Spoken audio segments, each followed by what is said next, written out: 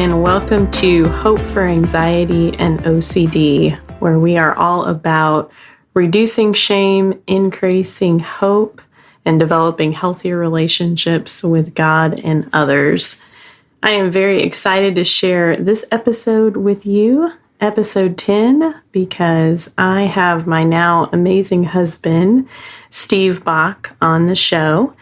And we are going to be talking about how anxious I was during our dating process.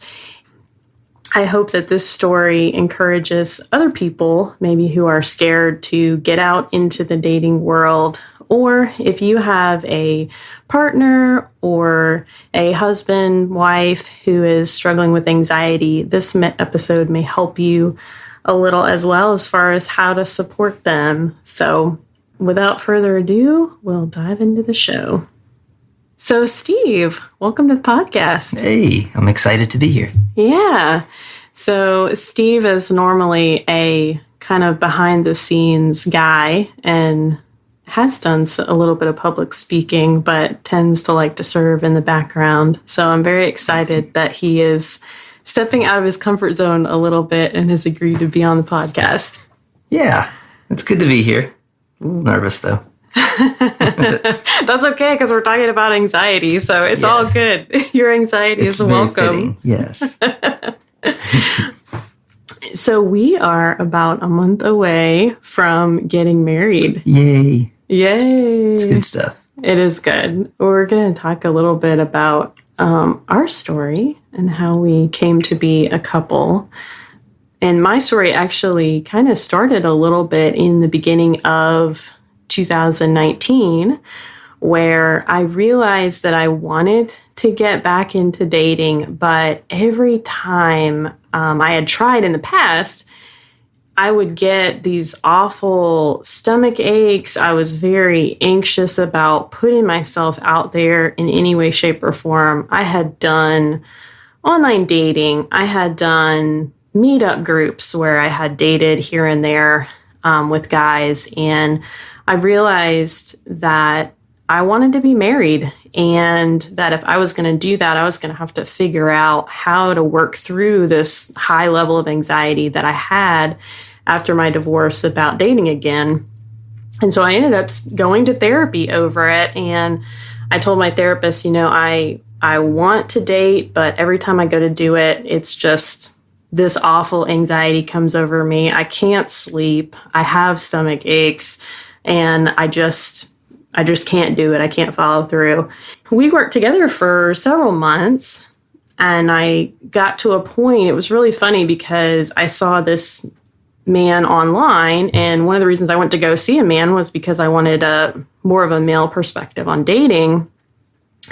And I actually was cleaning out my file cabinet, and I found the paperwork sometime in the fall of 2019 where I had sent this paperwork to him saying, I want to date, but I just can't, and here's why.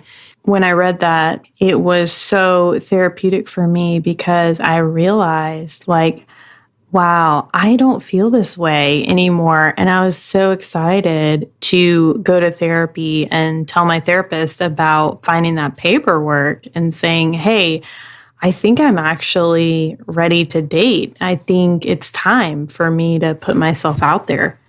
And I made the decision that I was going to try dating apps again. And I got on a dating app, and I had went on a few dates with a couple of different guys, but I just was a little bored and didn't feel like I was making a good connection with the guys that I was meeting. And this little heart kept popping up on Facebook every day when I would go in, and it would say, try Facebook dating. And I was like, I don't know about that. I'm not sure. But I thought, well, shoot, I'm not having any luck on this other app that I'm using, so I might as well give it a try. So what was your pre-us meeting story? My pre-Carrie story. It's somewhat similar as far as the dating goes. I had a lot of people from church trying to set me up, and those are always difficult because you you don't want to upset, if it doesn't work out, you don't want to hurt anyone's feelings. But oftentimes it just didn't. There just something was missing. So that didn't work. And then I tried the online dating apps, just like you. And I thought, here I am spending this money and getting nowhere fast, And so, for me, I struggle, my anxiety kicks in on that first date, which I guess I'm not the only one that goes through that. I don't think, but just the same, it was very difficult. There came a point where Facebook actually emailed me and said, hey, we're going to start an online dating service that will be free through Facebook. And we're interested in you. You have a nice Facebook page or whatever, and it's clean cut and there's nothing terrible on it. So we wanted to know if you're interested. And I thought, wow, I've never actually gotten a thing from Facebook like that. I was a little bit awestruck, like, ooh, special. So I said, well, what have I got to lose? Why not? And then after I said yes, I thought, oh gosh, what have I gotten myself into? I didn't even look at like, what type of dating is this? What are they going to do? What are they going to ask of me? And it wasn't that bad. They asked me a series of questions, had me fill out the basics. Who am I? Where am I from? All the normal stuff that you do on a dating app. So that made me feel good. And then they said it might be a while. Well, I'd practically given up on the idea of it after waiting for like 3 months or something, and maybe longer than that. But finally, that little heart popped up, and I started getting messages, and then not long after, there you were. And so that's where it all began. Yeah. And we found out amazingly that we had a lot in common. We grew up about an hour away from each other in Florida. And even though we're in Tennessee now, and we had both been on mission trips, and we're talking about mission trips and food and restaurants and other things we enjoyed together. So that was a lot of fun. We had a couple phone calls, and you talked a lot. Yes. Do you want to talk about that? Well, ironically, you're asking me if I talk a lot. You want me to talk about it. I am one of those people that if I don't know you or I'm in a big crowd, I probably won't say much. But when it's difficult when it's like, hey, Steve, this is a girl and you have to talk to her. And my mind goes, zoop, nope, don't want to say a thing, But then as you get comfortable, as I get comfortable, I had so much to talk about because I hadn't shared anything with anybody in so long. So all I wanted to do was talk. And I thought, wow, this woman, she's a good listener, So little did I know you get paid to do that, but I guess I knew. But anyways, you are easy to talk to. You are easy to talk to and a great listener. So. And then the really scary thing came for me of having to tell Steve that I was divorced because we hadn't gotten to that part yet in our chats online or over the phone. I mean, that didn't bother me because I had the same issue, and so, the reaction you had was, I kind of felt bad for you because you'd gotten yourself kind of worked up about it, like worried. And then I'm like, nah, that's not a deal breaker at all. I was married too. So that gave us something in common. So it kind of worked in our favor. Yeah. There is some stigma in the Christian church when you're dating and you're divorced. And it's scary because I did have men say to me, hey, I need to pray about this for a few days. That happened to me at least twice. Sure. And you're going to say, okay, go pray about it. Like, my conscience is clear with God. I don't know. He's going to have to communicate that to you one way or the other. Or you get this, well, I need to know everything that happened and I need to know why it ended. So I guess if I would, just a word of advice thrown out there for people who are dating, if you haven't been divorced and you're potentially dating people who are divorced, give it time for that story to unfold, because often that story is pretty personal and pretty intimate, like reasons why people's marriage is ending. And sometimes depending on how long it's been since that point, a lot of times those things aren't relevant anymore.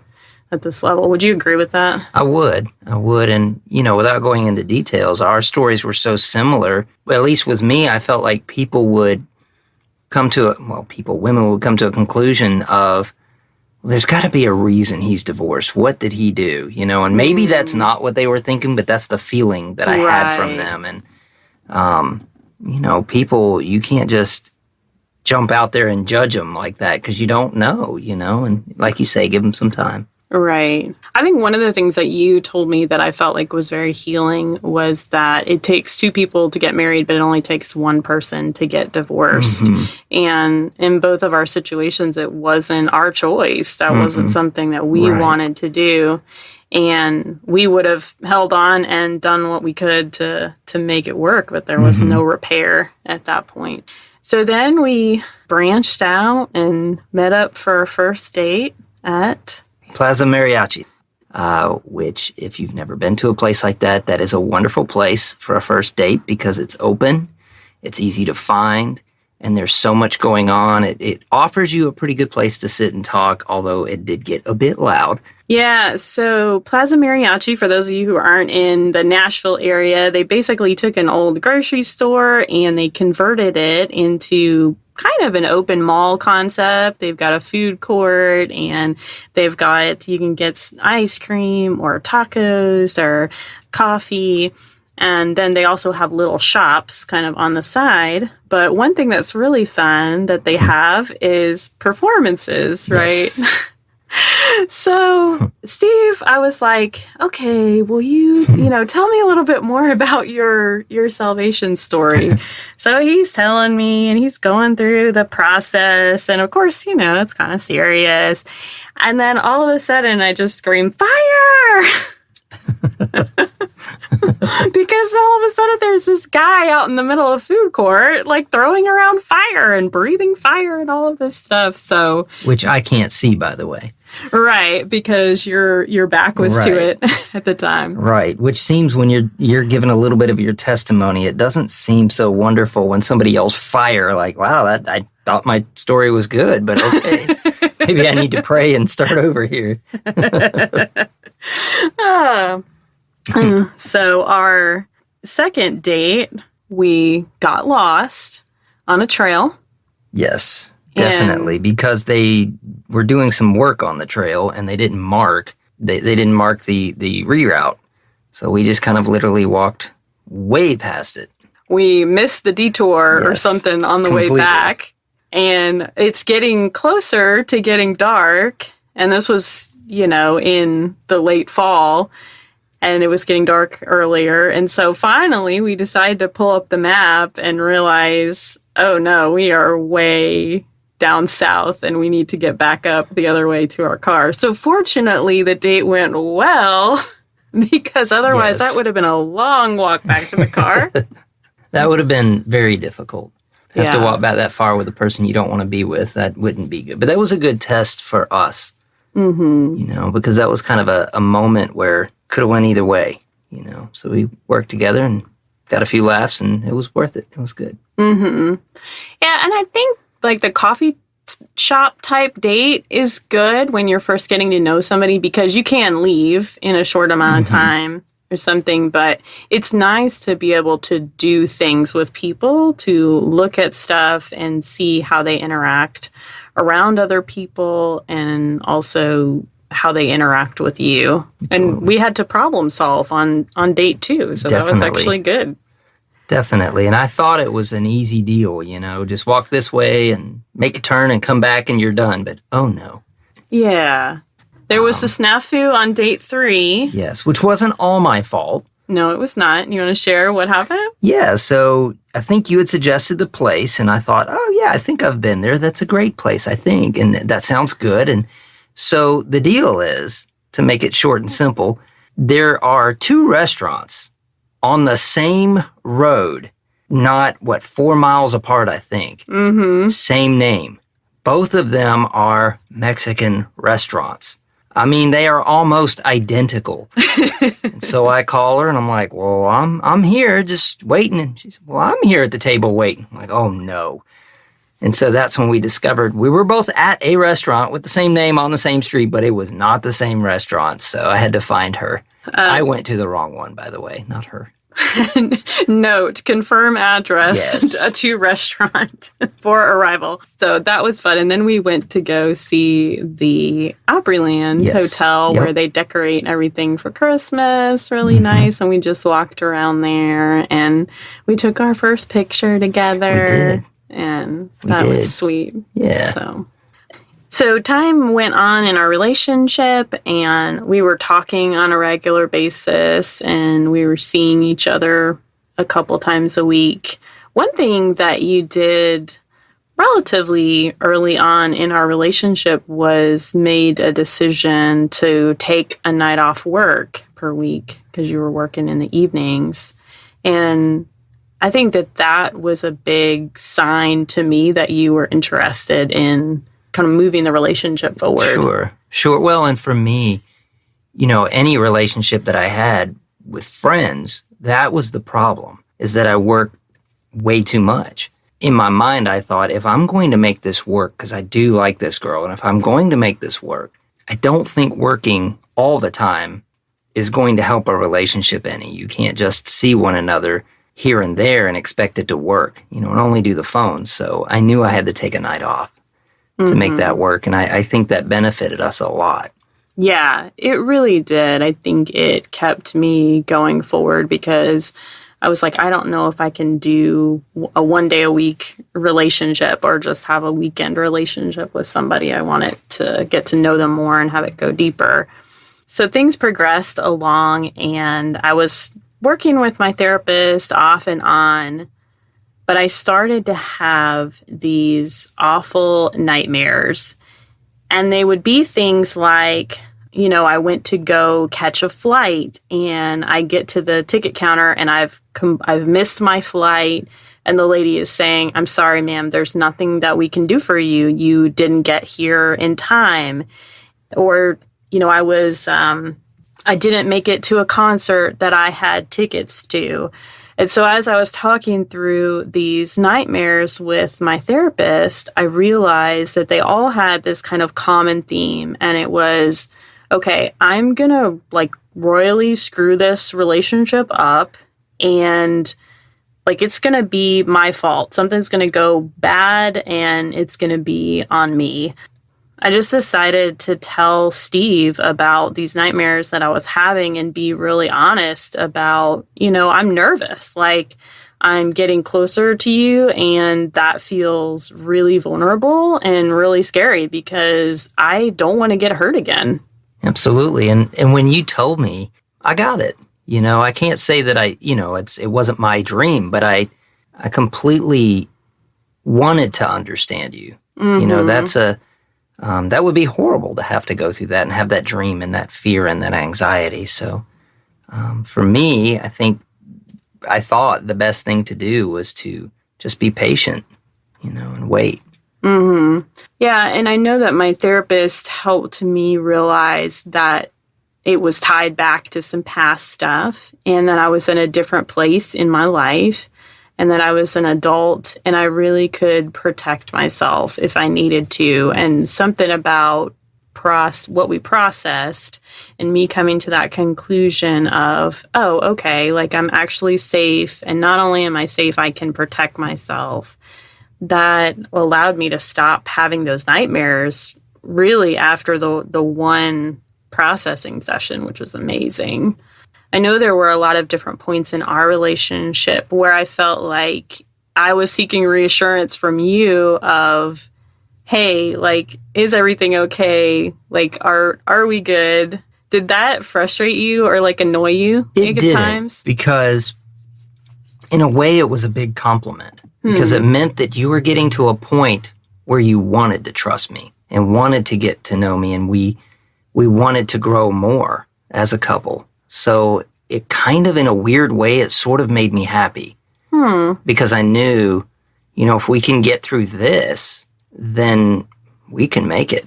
We can grow as a couple. So I was kind of excited, but I knew, when somebody's going through something, you can't get aggravated with them because that's their something. And if you're going to be a couple, you have to go through things together. And I knew that. So I knew I had to just be patient and hear you out and know that you would do the exact same thing for me. I wouldn't want you to get all irritated with me and say, hey, you jerk. So that's part of relationships, I think, though. That's a key thing, Right. And one of the things that really helped me through that process was when I would come to you with something like, I'm having a nightmare, or I'm scared about this, or I just need to know that our relationship is okay because we got in a fight or something like that, that you are just so open to say, okay, like, it's okay, however you're feeling is how you're feeling. And, now we have to figure out what to do and how to move forward. Because I think so many times people try to say, well, just don't feel anxious. Like, you don't need to worry about that. I mean, everything's fine. Instead of just really like allowing it to be there and sitting with it and saying, I know that there were several times that you told me, like, of course you're having a hard time trusting. Like, of course you're having a hard time opening up. This is still somewhat new for you.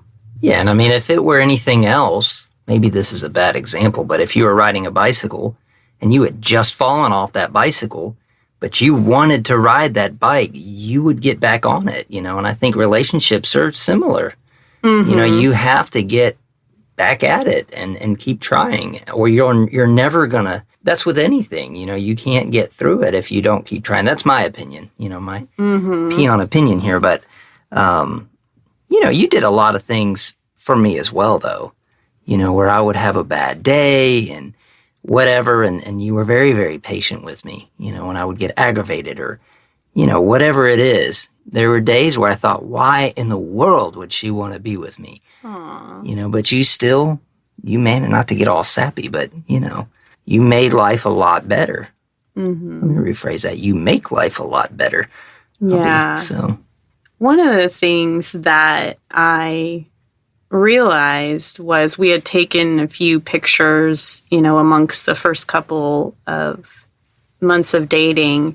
And one day I was just kind of scrolling through those pictures in my phone, and I had this realization and this epiphany of I was happy before I met Steve. So it's not like you made me happy. I believe very much that there was a joy and a contentment in the Lord, even though I was longing to have a mate, which I believe was a God-given desire that I had. But when I looked at those pictures, I was like, man, I went from happy to like ridiculous level happy, And I don't know do you feel kind of like, maybe talk a little bit about that process for you as far as like where you were before we met versus now? Sure.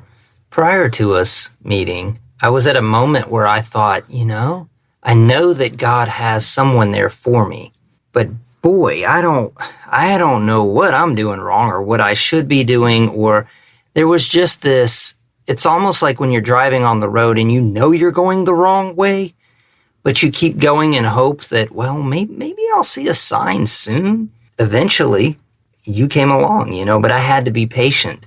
Mm-hmm. To get to that, I think there was a waiting period for me to not rush anything, to not force anything to happen, because I wasn't happy. I was alone. I didn't like that. I'm not the type of person I like doing for others.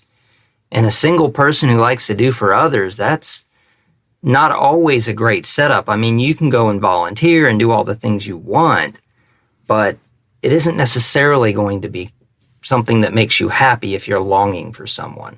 Right. So for me, once I met you, I thought, wow, I really, I like her. There could be something here. And it was actually when we took our flight to Florida. Then I knew, because long story short, what I call my adopted mom, she had cancer. And I was told, you need to go see her because you may not have another chance. I was really, really upset about that. And you went with me. You're like, well, I'll just go with you. And oh my goodness, really? All right, yeah, this might be the one. I knew then. Yeah. For sure. So that, I don't know if that answers your question, but that was definitely a turning point. Mm-hmm. Prior to that, I wasn't so sure. And before we dated, I definitely felt lost. And just to clarify, adopted mom is your best friend's mom. Yes, my best friend's mom, who helped basically feed me, and because I eat a lot. But she did things for me, that I needed in my life as well. So I'm just one of those special people that needed two moms, that's all. Yeah. Yes, she did not legally adopt me, and she was not my birth mom or anything like that. So. Yeah.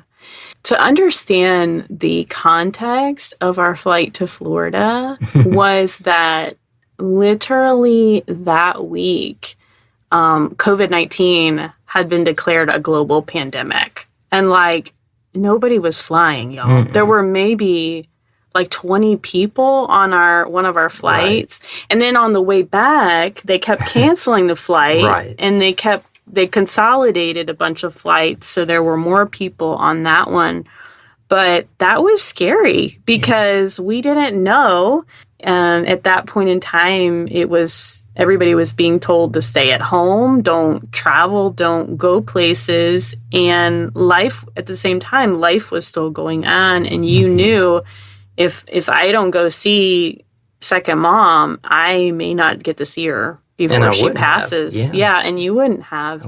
So we prayed about it, and we just said, God, please protect us and just please shelter us and cover us. And he did, and we did not get sick. Praise the Lord. And we did wear masks before wearing masks was required. Yeah. And you asked me, I'm going to back up a second on you. You asked me about things before I met you. And one of the things was, when you introduce someone to your family or tell your family, hey, I'm dating someone, that for me, there comes a point where you say, oh, I just don't know. I don't know. You want to be sure. All right, this has got a really good chance. Now I will tell my family, Right. And I don't know if other people do that, but that was me. When I called my parents up, and this is such a silly story, but I no, you got to tell this. I would be in trouble if I didn't tell this, so I thought it would be a good point. So I was talking to both my parents, as I often do, and telling them, well, guys, I got something I need to tell you. And so they're like, oh, wait, this guy never gets serious. This must be really important. I said, well, I'm seeing a therapist. And my dad said, oh my gosh, is everything okay? And I said, well, yeah, it's our, I guess, second, third date, something like that now. What? He said, isn't that a little unethical for you to be seeing a therapist? And I said, well, yeah, but no, not that kind of seeing our therapist. I said, it's our second date, third date, whatever it was. I wasn't seeing you as my therapist. But, and that took a little while for my dad to kind of get the idea that I was kind of giving him a hard time, that I was actually dating a girl who happens to be a therapist, not dating my therapist. Yeah. That's kind of our fun story. That was pretty funny. I laughed so hard, and then I said, oh, please tell me you clarified that with your dad. That, you were never my client, just for clarification. I was like, your dad knows we met on Facebook, right? Was it weird for you, like finding out that I was a therapist? Was that because sometimes that's weird when you meet people. A little bit. Yeah. Only because I was afraid that, that first date was going to be less personal and more, well, how does that make you feel, Steve? And how do you feel when? I wanted to be with someone who is real, not someone who is on the other side as a therapist. I was hoping, and you did, that, you can let go of that therapist mode to be able to date and be you, but that, honestly, it's not like that lasted very long. That was just a moment of, well, therapists are real too. So, right. It worked out great though. Yeah, we're human beings. People don't realize that a lot of times. They're just like, oh gosh, you're going to analyze me or something. And a lot of times I'll just joke and I'll just say, I'm off the clock. So one of the other reasons I wanted to have you on the show was really to encourage single people who maybe aren't even dating right now. Maybe they're like me and they were hurting and burned and they're still healing from that. Or maybe they're in a situation where they just don't feel like there is anybody to date. And you were single for a long time as a Christian. And that's a hard space to be in because the church, and as it should be, is so pro-marriage. And you feel awkward or like the odd one out a lot of times. Absolutely. I felt like the reject a lot of times, you know, like what is wrong with me, you know? You know, for me, I went through, after going through the divorce, I thought, well, let me give this 2 years before I date at all. You know, a year to get over that situation as best I can, a year to find me. And then I thought, then I'll date and everything will be great and not, you know, whatever. But it didn't quite work like that. And I can't tell you how many times people would say, man, you have really high standards. You're going to be single for a long time. But it was important to me to have a checklist, you know, and the first one on there, she's got to be Christian. That is important. Not go to church. That's not enough. I mean, Christian, like a relationship. And so I went a very long time as a single man, you know, and it's difficult. Part of that is you get this feeling of, am I good enough? And there were moments where I didn't even try. I just didn't. Yeah. I thought, well, I can't force it. If it happens, it happens. And if you're not doing anything and you're not even trying, the likeliness of just stumbling upon, you know, whoever it is you're supposed to be dating, that's not, you have to search. You know, you don't find if you don't search, typically. But I was scared. You know, I thought, am I good enough? And all of that. And anyways, I tried dating through church and different avenues, and they didn't fit for me. That's not saying, you know, if there's a church out there that has a singles ministry that it's a bad idea. No, the ones that I went to didn't work for me. It took me a lot of tries and a long, long time. I actually met someone in the singles ministry at church, and he had come a couple Sundays literally to meet a woman, I think. And I start talking to him and realize he's not even saved. Like, he doesn't even have a relationship. And so now I'm like witnessing to this guy, like, do you know, like, it's not just about going to church, or it's not just like, yeah, I believe in God. Like, you know, you've got to have like a relationship with Jesus. And he's like, he just did not understand. I think he really thought that he had a saving relationship with Christ.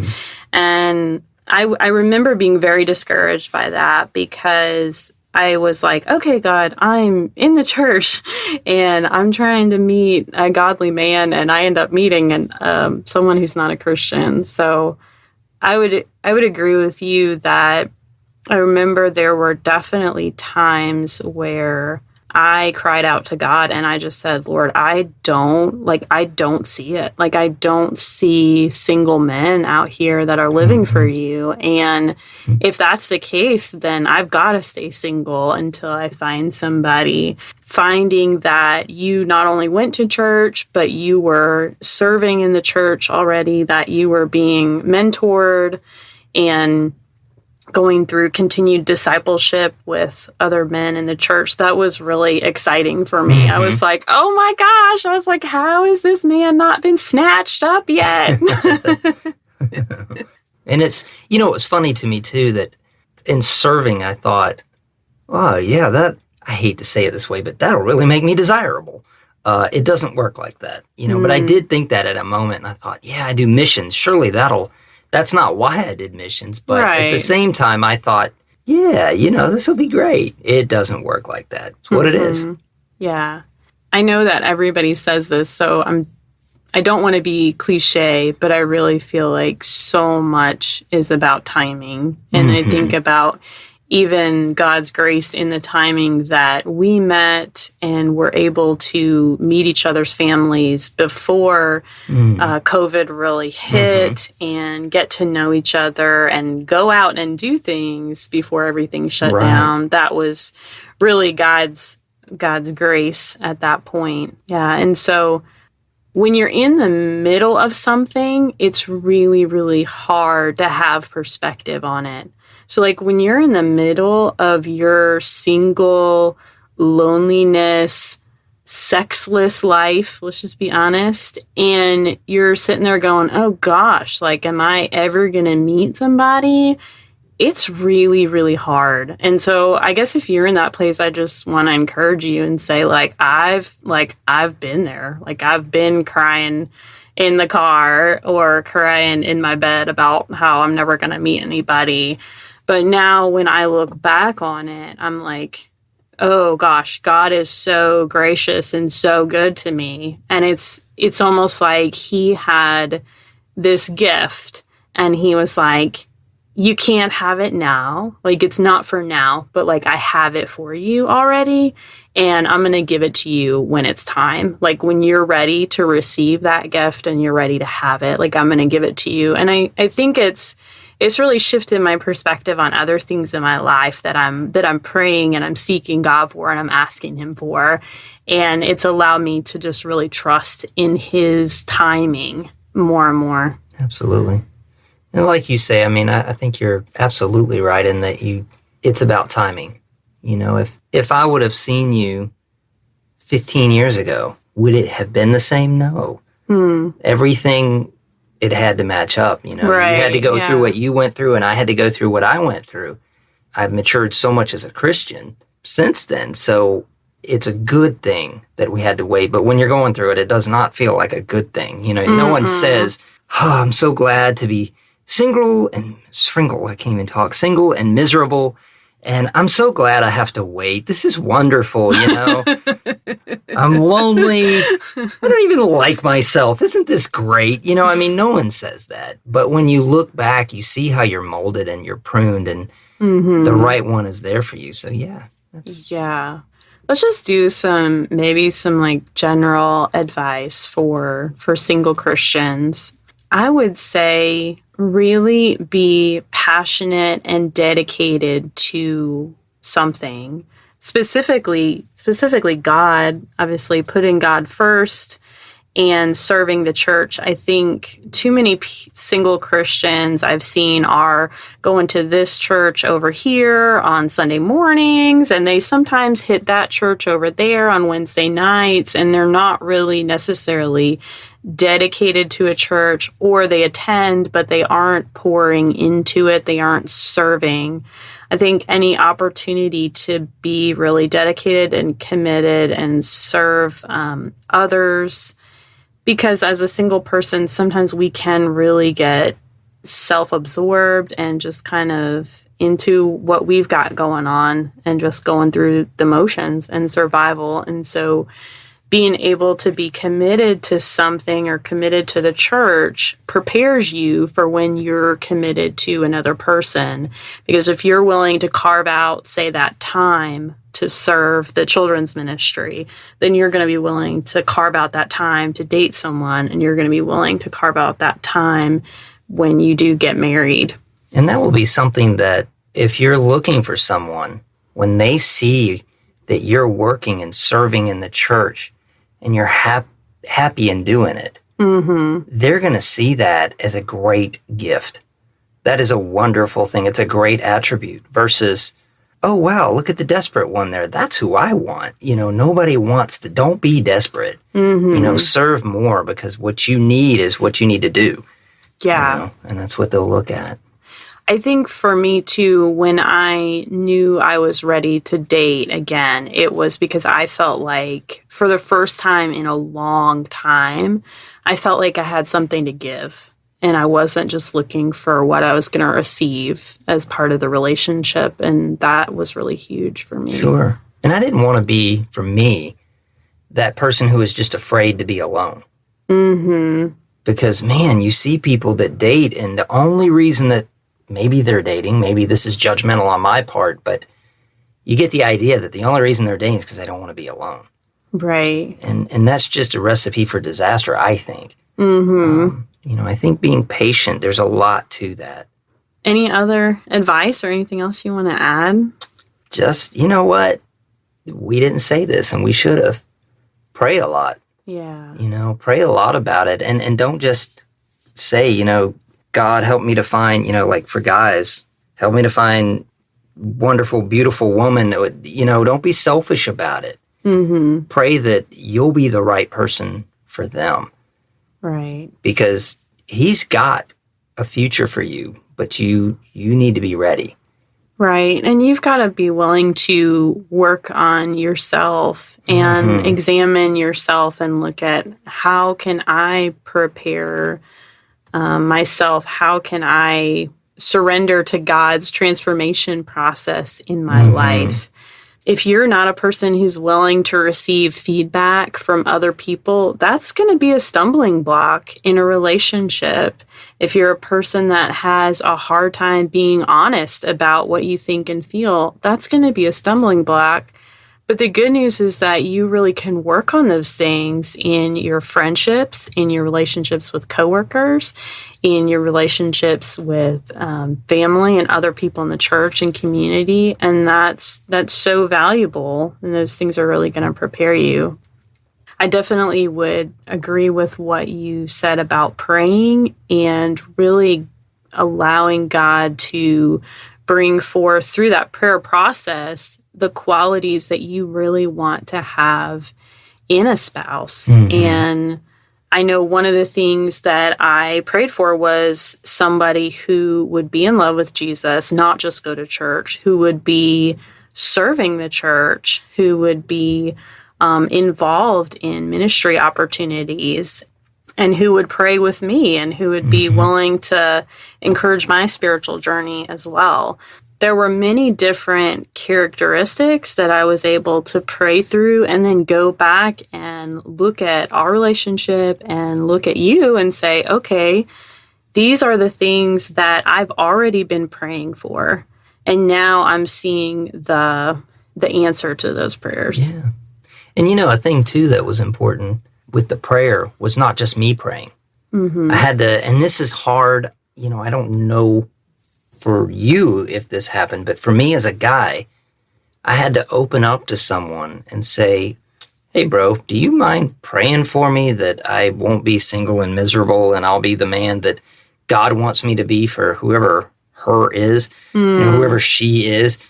And so I did. I had actually, there were several people praying, but there were two specific. One was a former pastor's wife, and another was a very close accountability partner, buddy, whatever you want to call them, of mine. And they're both just two of the most, I don't know if I could say the most Christian people I know, but definitely they're in the Word every day. They are connected. They're great prayer warriors, yes. Right. And both of them prayed like crazy. And so, boy, did their faces light up when I said, hey, guess what? I found someone. Yeah. And so, but yeah, get someone to pray with you because it's not just about you praying. God wants us to include others. It's not a solo thing. So get someone to pray with you because they can tell you things that maybe you're ignoring or you're not seeing, or, they can go deeper with you. So it's worth it. Right. We're both blessed to also have praying parents who watched us go through divorce. And obviously we're heartbroken because no parent wants that for their kids. Right. And they really were praying along with us. Yes. I think my mom is more protective of you than she is of me, which is really saying a lot. But that's a good thing. She always wants to know, are you treating her good? How's she doing? And Aw. That's good, though. That's what you want. It's a good thing. It's a good feeling. I didn't tell you were going to be asked this, but at the end of every episode on Hope for Anxiety and OCD, what we ask is for the guests to share a story of hope, which is a time that you received hope from God or another person. Wow, that is a tough question. Probably when my brother died, because that was someone who I was extremely close to.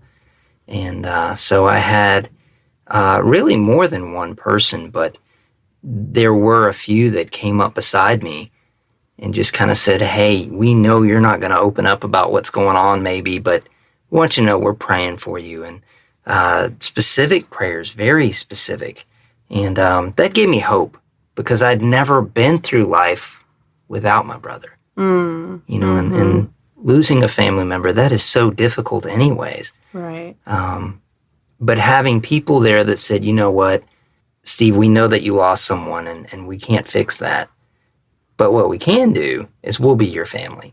Right. So, where you had that phone call with your brother every whatever day, we'll call you, or we'll do this or we'll do that. So that's part of how my mission family that I have actually grew, because that group of people who I did missions with, they would call me and they would just show up and say, hey, you want to go out to dinner or you want to go out to lunch or, do the things that my brother and I might do. So that gave me hope, and it made me realize if someone's going through something, you need to do that for them, stand up and do something and be there for people. Right.